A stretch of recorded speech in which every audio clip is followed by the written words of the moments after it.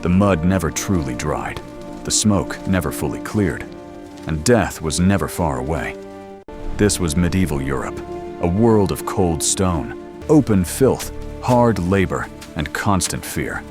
It was shaped by war, disease, faith, hunger, and the rigid power of kings, lords, and the church. Behind the romantic image of castles and knights was a harsher truth. For most people, life was a daily struggle to survive.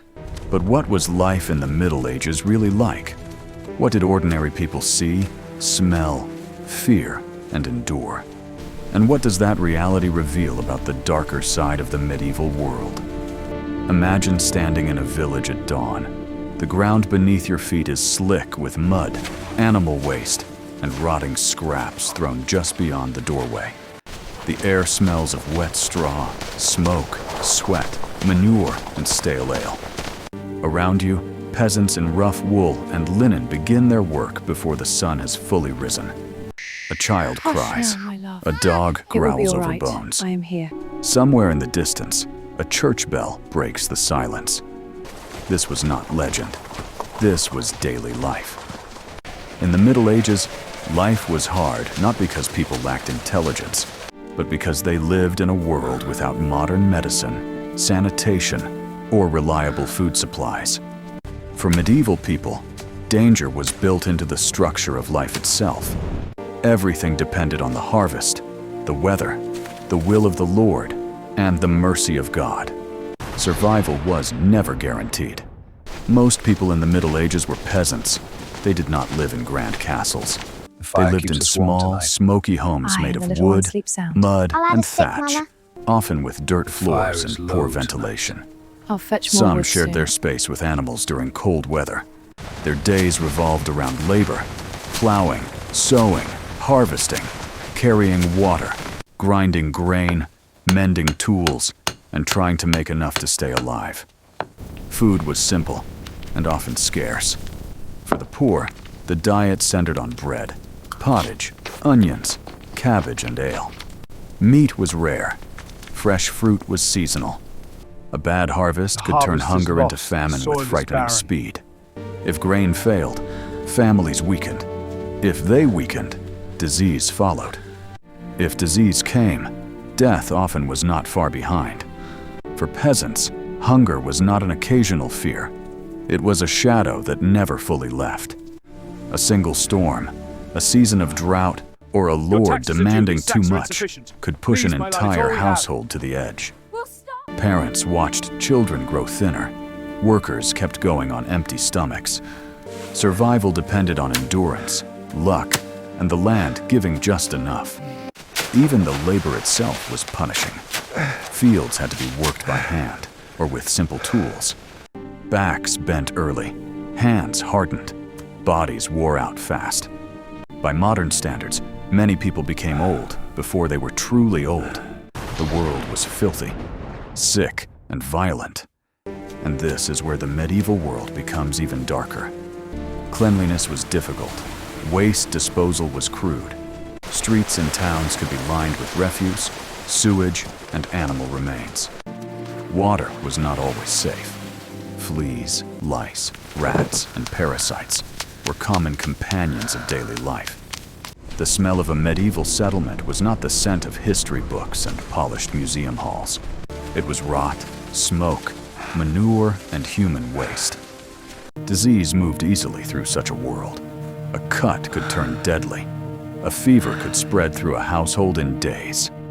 Childbirth was dangerous. Infection was everywhere. When plague struck, especially during the Black Death, entire communities collapsed under its weight. The sick died in beds, in streets, in cottages, sometimes with no priest, no cure, and barely enough living left to bury them. The bells did not stop ringing. In many places, they marked the dead faster than the living could carry them away. Violence, too, was woven into ordinary life. Wars between lords and kings did not stay neatly on battlefields. Armies moved through villages, stealing food, burning homes, taking livestock, and leaving terror behind. Bandits haunted the roads, Raids shattered border regions. Even justice itself could be brutal. Punishments were meant to be seen. Whippings, branding, mutilation, public humiliation, imprisonment, and execution reminded everyone that power was real and mercy was limited. For medieval rulers, fear was often a tool of order. Pain was public. Suffering was spectacle. The human cost was deeper than most people imagine. Modern people often picture the Middle Ages through stained glass, tournaments, and noble knights. We imagine shining armor, castle feasts, and courtly romance. But that was never the reality for most people.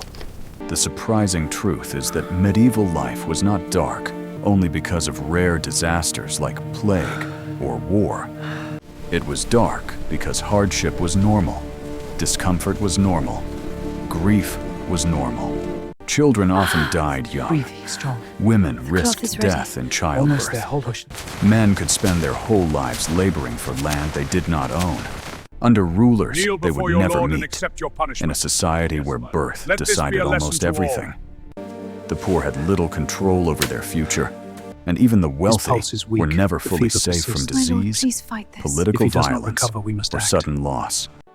And yet, people endured. They prayed, worked, married, buried their dead, and rose again the next morning to do it all over. That may be the most haunting part of all. This was not, to them, an age of darkness in the dramatic way we imagine it now. It was simply life.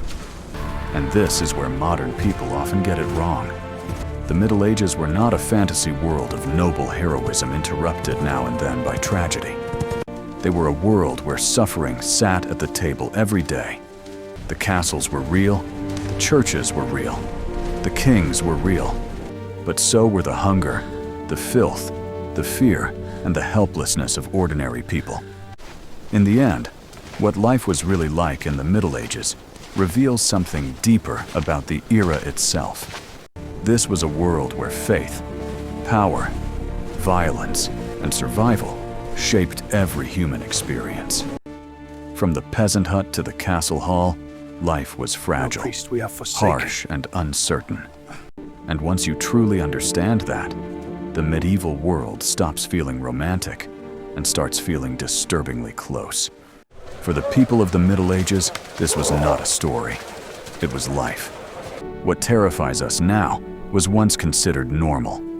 In the medieval world, survival itself was often the greatest victory.